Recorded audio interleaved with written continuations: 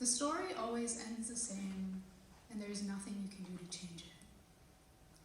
I see Van Gogh's sunflowers for the first time in the Philadelphia Museum of Art, and I wonder about Van Gogh. About the gaping space where his ears should be, whether his ghost ear could hear the petals unfurling and reaching up to the sky like open prayer hands. I wonder if Van Gogh can hear the sunflowers every spring. I wonder if he knew somehow that in 100 years, that in 200, 300, 400 years, the flowers will bloom again, but his body will have sunken into the earth, because such things are inevitable. Because the story, no matter how many times you tell it, the story always ends the same. And this time, it starts with my mother seeing snow for the first time on an island in Japan, because she'd never seen snow in her homeland, the homeland she'll never live in again. And she has her daughter in the snow, but she gives her a name that means flower. My mother always tells me I look like her when she was a child. Maybe this is her way of painting me into the world, as if she can resurrect ghosts into the shape of what she's lost.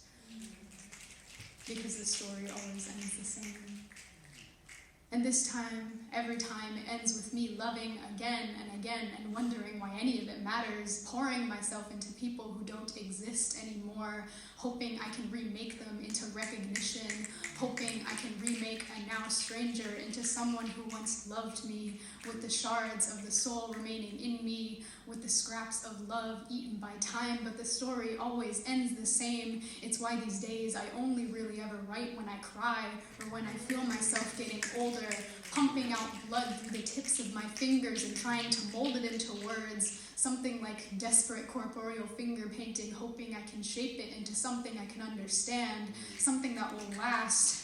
It's why they found declarations of love written on the walls of the ancient city of Pompeii, and Pompeii is no place for mourners, they told me. You can try, but you can't outrun time, they told me, but they loved, and they ran anyway. It's why people found art painted by humans on walls 45,000 years ago. It's why people spray paint on the sides of buildings and stop signs and rub their hands raw, scratching names into aching wood, hoping they'll be known forever. It's why all of it is people screaming. It's just everyone screaming. I was here, and I believed in something. I was here, and I loved, and it mattered. I was here, and I'll be gone, and that matters. I was here.